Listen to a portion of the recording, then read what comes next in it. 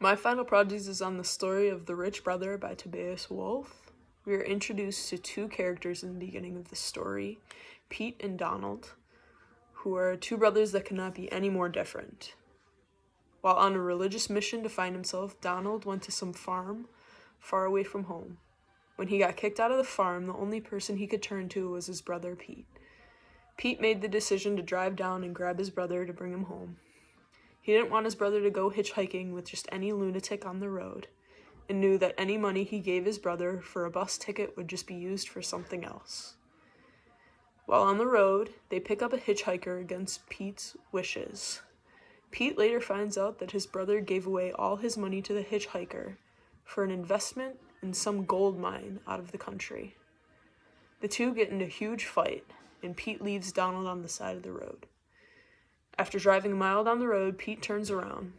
He wouldn't have an excuse good enough as to why he no longer has Donald in the car with him when he drives home to see his wife. So the themes in the story are sibling rivalry, the meaning of success, and family relationships. The main conflict is Pete versus his brother Donald.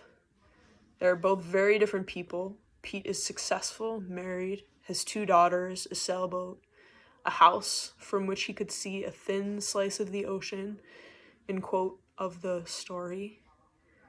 And all around, Pete knows what he's doing in life. He knows his path. His brother Donald is single, never had a family, and his path is unknown. He is more of a free spirit and slides by doing the bare minimum to stay afloat.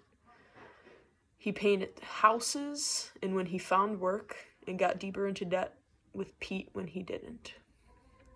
So he's kind of all over the place, doesn't really have a path.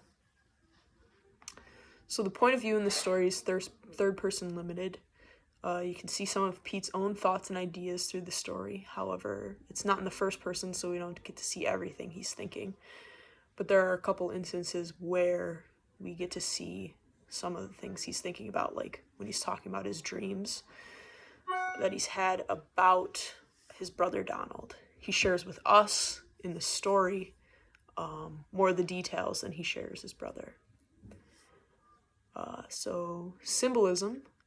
Pete's car symbolizes his stature and wealth. The fact that he can just purchase a new car because he didn't like his older one shows how rich he is and how much money he actually has.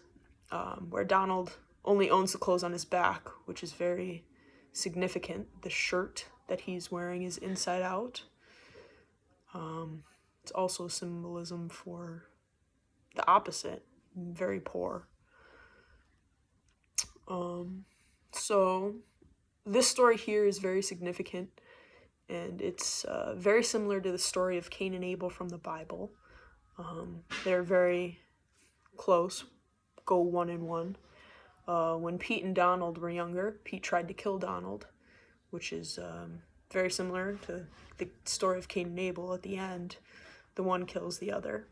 But in this story, Pete and Donald battle about everything, and they're two very different characters. So that is my recap of the story of The Rich Brother by Tobias Wolff.